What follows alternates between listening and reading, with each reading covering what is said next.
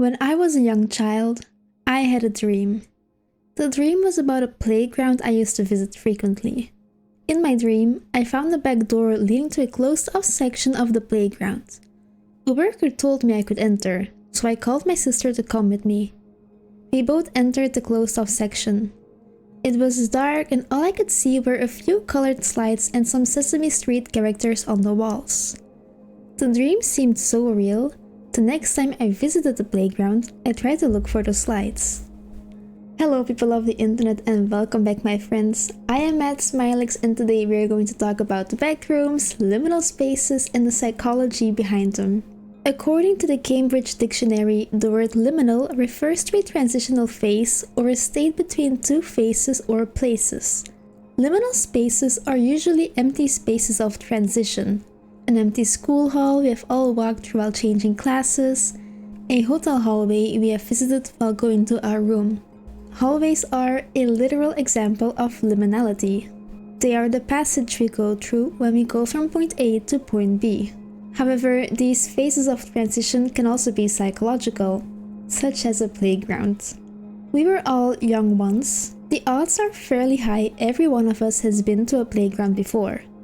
A playground can be a transitional space because we have and are still growing up. If our childhood represents stage A and adulthood is stage B, that means our adolescence is the liminal stage between the two.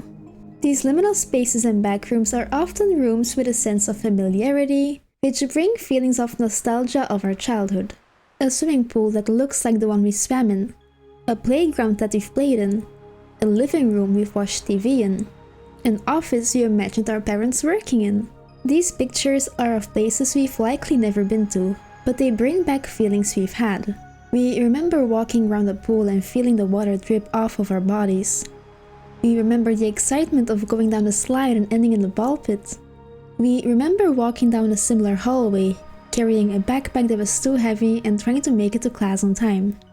This feeling of nostalgia can feel very calming, yet for many of us, the sense of familiarity is not enough to put us at ease. They definitely remind us of our childhood, yet something is wrong. The backrooms is a strange experience because it seems weirdly familiar in an abstract way, drawing off of our experiences with liminal spaces. Places such as an empty library, an abandoned mall, or a silent hallway in a hotel or school. They create a particular atmosphere or feeling all on their own, which most of us have had. The concept of the backrooms or liminal spaces taps into this experience, distilling it into a larger horror concept. It effectively uses real memories and feelings to make an unbelievable situation come alive, even feel vaguely familiar. Playgrounds, for instance, are known to be colorful and filled with life and laughter of kids having fun. Yet, now they are dark and empty. Something is off. It doesn't fit with the idea of a playground we've had before. This eerie feeling we get while looking at liminal spaces is similar to the uncanny valley. The term uncanny valley describes a negative emotional appease of near human-like entities such as human robots or even artificial animals. These humanoid robots may look and act just like us, but fall short in a creepy way. This eerie feeling is also present in distorted houses or places. Some environments, like abandoned places, can elicit feelings of horror, dread, or creepiness. Research found that dim light increased the mystery, which can be interpreted as a lack of environmental information. It can also be argued that these places can be perceived as creepy because they trigger agent detection mechanisms sensitive to indicators of the presence of harmful entities. The creepiness is generally elicited by threat ambiguity. There may be potential danger lurking in the dark.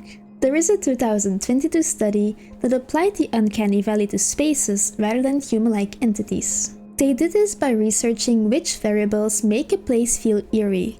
The most important features are emptiness, darkness, distorted sizes, threat, displacement of features, a lack of purpose or uncertainty, and repetition.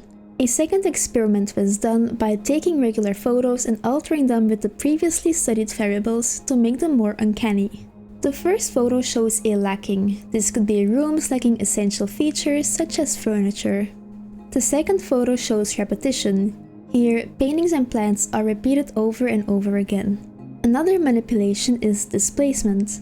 These are rooms in which features like furniture are placed in unusual positions.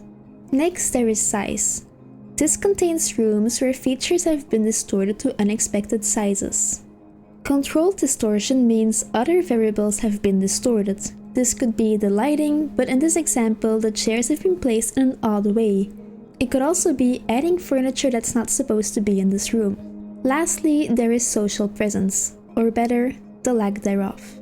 Using these manipulations leads to places like this, which undoubtedly are considered liminal spaces.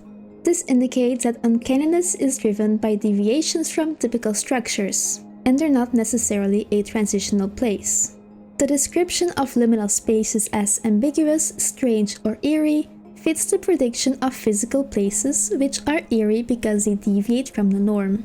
This goes hand in hand with the psychological phenomenon we call cognitive dissonance. Cognitive dissonance is the discomfort we feel when we're confronted with two conflicting beliefs. For example, you can believe health is important yet still smoke, or you love cows but still eat hamburgers. Cognitive dissonance occurs when the script gets flipped and we feel disoriented. We all have spatial narrative expectations. For example, a swimming pool is filled with people swimming. When we are confronted with an image that does not fulfill this expectation, we feel a sense of unease. There are supposed to be people here, but now there aren't. Maybe they will come back. Maybe they never will. But until that fate is certain, the space is liminal and spooky. This eerie reaction occurs because we experience a break from the spatial narrative. The human brain is wired to make sense of the world through contextual associations. That expectation defines how you understand the swimming pool. Pools have swimmers, parking lots have cars, schools have students. When those expectations aren't met, we experience a feeling of disorientation and cognitive dissonance. Much like the uncanny valley, the idea of something being predictable but deeply unfamiliar results in a feeling of revulsion. While we are attracted by the familiarity, such as a smile on a doll, we are repulsed by the unfamiliar, such as the emptiness of a hallway, causing contradictory and unsettling feelings. There is no longer a script to follow.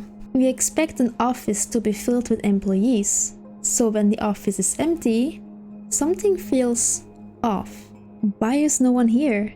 Where did everyone go? What happened? And am I truly alone?